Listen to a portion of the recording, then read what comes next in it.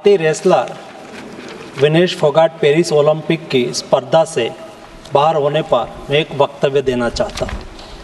भारतीय रेसलर विनेश फोगाट को तय कैटेगरी में ज़्यादा वजन 100 ग्राम होने की वजह से पेरिस ओलंपिक से बाहर होना पड़ा है। विनेश 50 केजी की कैटेगरी में खेल रही थी। स्पर्धा के लिए विनेश का वजन 50 किलोग्राम होना अनिवार्य था।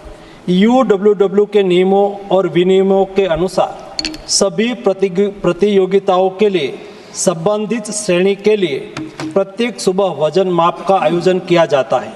अनुच्छेद 11 के अनुसार यदि कोई एथलीट वजन माप प्रथम अथवा द्वितीय में भाग नहीं लेता है अथवा असफल हो जाता है तो उसे प्रतियोगिता से बाहर कर दिया जाता है और बिना किसी रैंक के अंतिम स्थान पर रखा जाता है।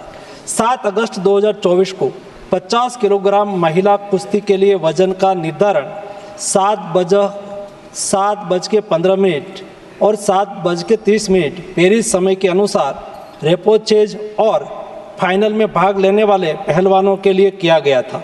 विनेश का वजन 50 किलो 100 ग्राम पाया गया, इसलिए वे स्पर्धा के लिए अयोग्य घोषित की गई।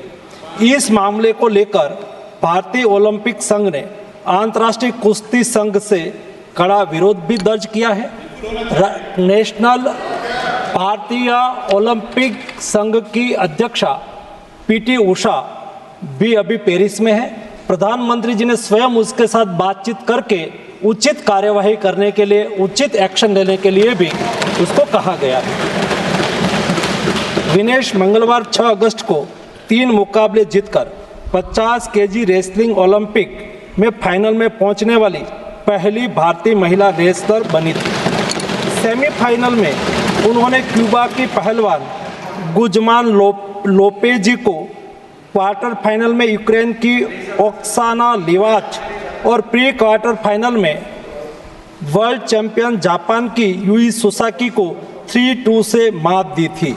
उन्हें बुधवार 7 अगस्त की रात करीब 10 बजे गोल्ड मेडल के अमेरिकी रेसलर सारा एन हिल्डरब्रांड से मुकाबला करना था।